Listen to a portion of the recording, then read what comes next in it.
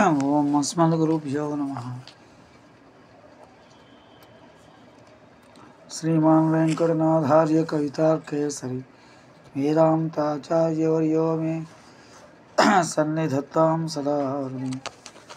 ప్రపద్యేతం గిరిం ప్రాయః శ్రీనివాసానుకం పయ ఇక్షుసారస్రవంత్యేవ యన్మోక్త్య శర్కరాయుతం దయాశతకం వేదాంతేస్య విరచితం.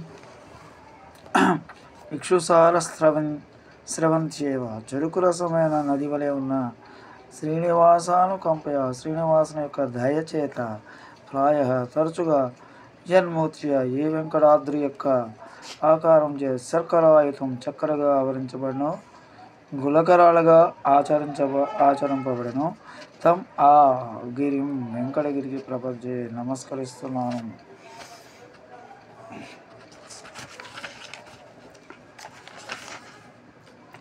ఈ ప్రథమ శ్లోకంలో ప్రపత్తి ప్రాధాన్యోద్ధతకమైన ప్రపద్య అనే పదాన్ని ప్రయోగిస్తూ వెంకట పర్వతాన్ని నమస్కరిస్తున్నారు.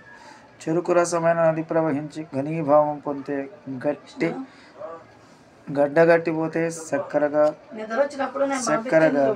పరిణమించినట్టు శ్రీనివాసుని యొక్క అనగా లక్ష్మీ విశిష్ణ అయిన నారాయణ యొక్క చెరుకు రసము నది వలెనున్న దయాప్రవాహమే ఏ వెంకటాచలం రూపంగా ఘనీభావ దశను పొంది శర్కరామయంగా గులకరాల రూపంగా ఉన్నది. అట్టి వెంకటగిరికి నమస్కరిస్తున్నాను. దయాదేవి ఈ పర్వత రూపంలో నడిచేది. ఈ పర్వతాన్ని సందర్శించిన వారందరూ సాక్షాత్ భగవద్దయాదేవిని సందర్శించిన వారు కనుక దీన్ని దయాస్వరూపంగా భావించి ఆచారణ అందుచేత దయాశతకంలో పర్వతవందనం అసంగతమని భావించకూడదు.